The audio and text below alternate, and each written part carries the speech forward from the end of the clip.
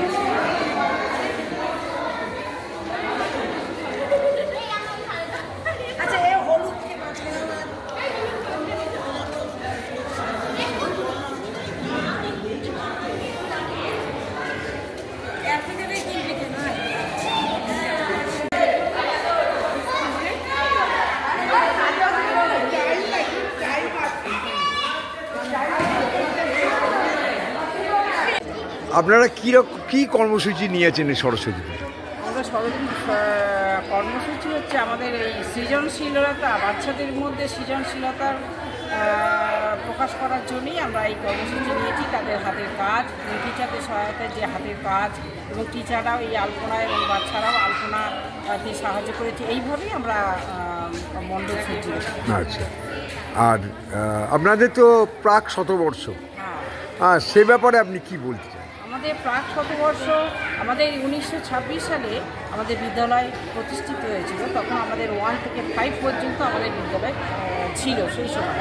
তো সেই কারণে এইবারই হচ্ছে প্রাক শতবর্ষের মুহূর্তে আমরা এই সময়টা আমরা পেয়েছি। কারণ প্রত্যেক বছর একবার প্রাথমিক বিভাগ, একবার মাধ্যমিক বিভাগ এই পুজোটা করে। কিন্তু এইবারে আমরা খুব সৌভাগ্যবতী যে আমাদের আমাদের এই সরস্বতী পুজোটা পড়েছে প্রাক শতবর্ষের তাই আমরা চেষ্টা করেছি যে বাচ্চাদের মধ্যে যাতে সৃজনশীলতাটা প্রকাশ পায়, এবং সেই জন্য তারা তার সৃজনশীল মনোভাব নিয়ে বিদ্যালয়ে মণ্ডপ সাজিয়েছে। এবং এখানে আমরা সবাই অংশগ্রহণ করেছি, টিচার, স্টুডেন্ট এবং গার্জেন সবাই, মানে অভিভাবকরাও আসছেন, অভিভাবকরাও এখানে যোগদান করেছে। সবাই মিলে আমরা সুন্দর একটা আয়োজন করেছি। এইভাবেই আমাদের। আপনার নামটা? আমার নাম জ্যোৎস্না কুল।